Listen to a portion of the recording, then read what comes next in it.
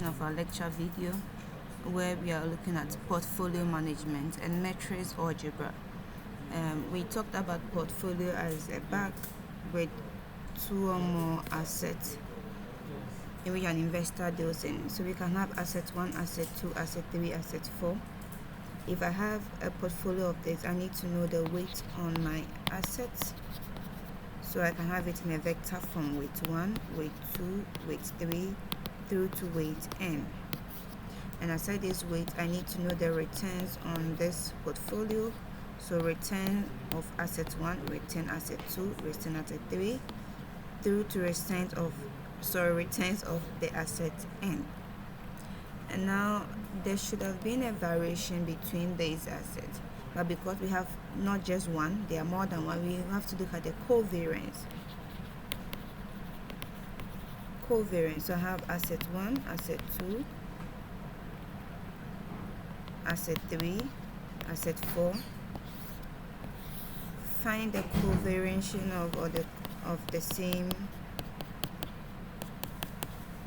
difference between them.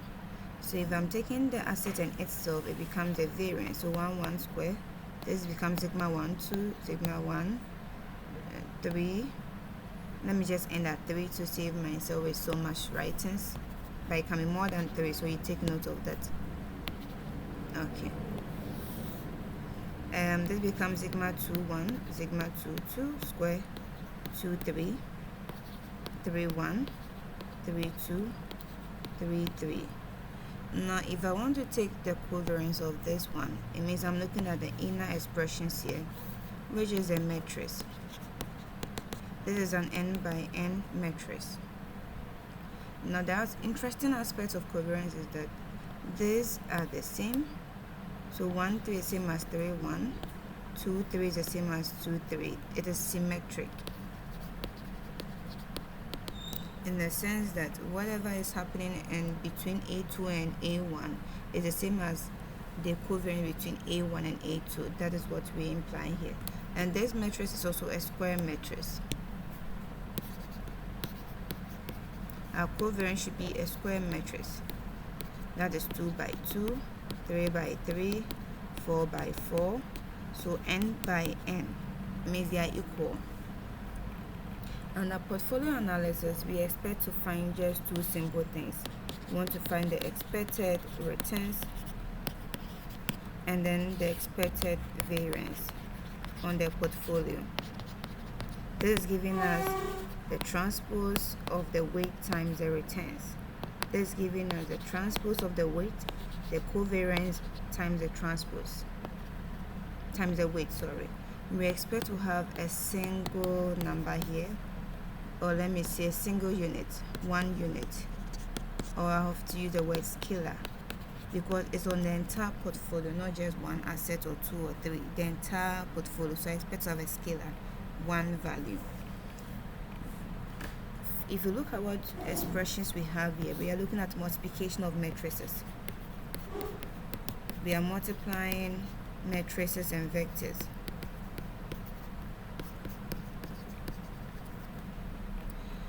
For matrix should hold, the property is such that if I'm multiplying two matrices, the dimension n by m times m by p, this guys must be the same.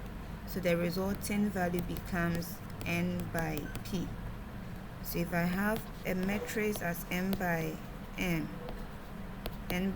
multiplying a matrix of q by n, because these dimensions may not be the same, we can't multiply the matrices.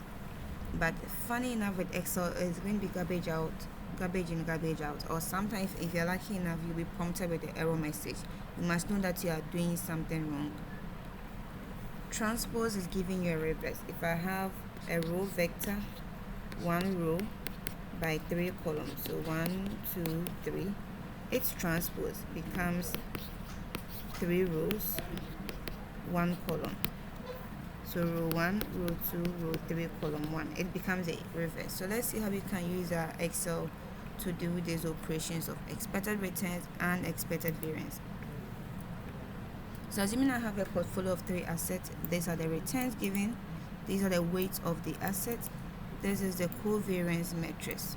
So realize that this guy here is the same as this one. If it's not the same, you cross check. This one here must also be the same as this. So if I go back to my matrix on the sheet, 2 1 should be the same as 2 1 2, and then this one here should also be the same as that one there. From the analysis here, if it's not so, you check your covariance matrix very well. Let me just use different colors so you get to see them clearly. So if I use blue here, blue should correspond to blue here. If I use a different color here, what should I use? Let me use this. It must correspond to the same value there. Okay, so first I want to find the transpose of my weight. In Excel we use the sentence transpose. When you start typing, you will see it and then you can enter. It is transpose of the array. If you pick R, you get an answer. Control Shift Enter, because it's not going to be just one value.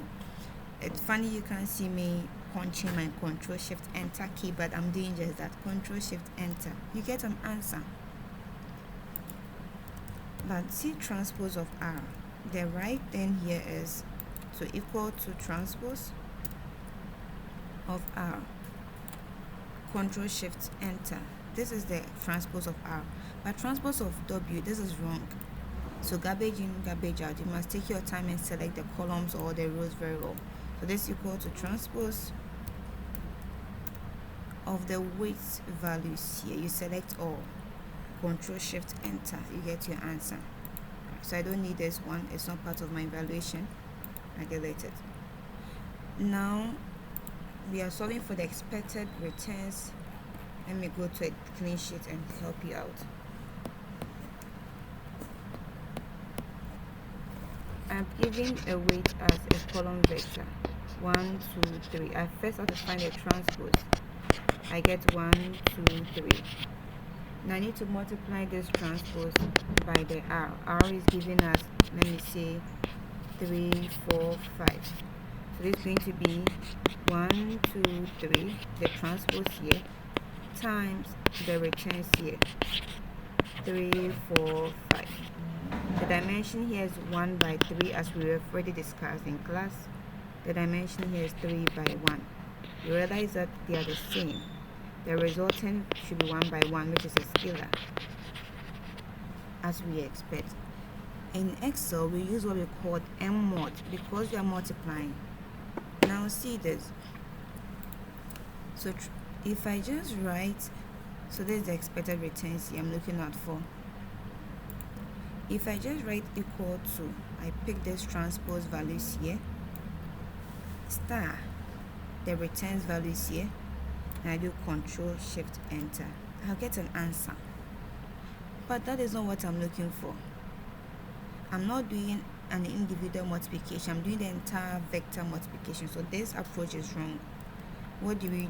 We use the M multiplication, that is matrix multiplication, M mod. The first array is this one, the transpose, comma. The second array is the returns here.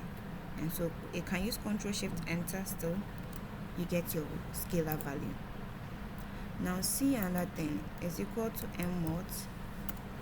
If I choose this returns first, comma, the transpose of the W, this one, and press Control Shift Enter, I still get an answer. So you must be very careful with the choice, the selection of the rows and columns, because garbage in, garbage out. I expect a scalar, and that is it. So that's the expected returns. Now the expected variance, it is this summation, that this is the covariance matrix. So I have the transpose gave me 1 2 3, multiplying some matrix of 3 by 3, multiplying the column vector of 1 by 3. You know this is a 1 by 3, 1 2 3. The dimension is 1 by 3. So rather this and this both, so I can first multiply these two matrices. I'm going to get out 1 by 3, and I can multiply it by the last vector 1 by 3. So this and that, no, sorry, this is 3 by 1, 3 rows, 1 column. So this and that holds, and I'm supposed to get 1 by 1, which is a scalar, as I expect. So let's see how we'll do that. Let's first compute this one, W transpose times the matrix.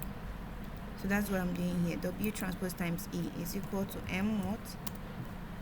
W transpose is the first row here, comma, the entire covariance matrix. I hope you can see my selections. Control Shift Enter. What do I expect? I expected a 1 by 3, which is what I have here. So now when I come to the expected variance, I can easily make it equal to M mod. So I multiply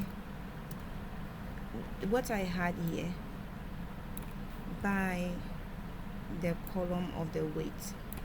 Control Shift Enter. I have my scalar. In the other case, you should be asked to find the standard deviation, and that is simply the square root of the variance, which is this guy, and that is my answer. This is how simple the portfolio analysis is. If you don't choose the right columns and right answers, garbage in, garbage out. Stay tuned for the last 2 units, and I hope you understand everything I do. Thank you.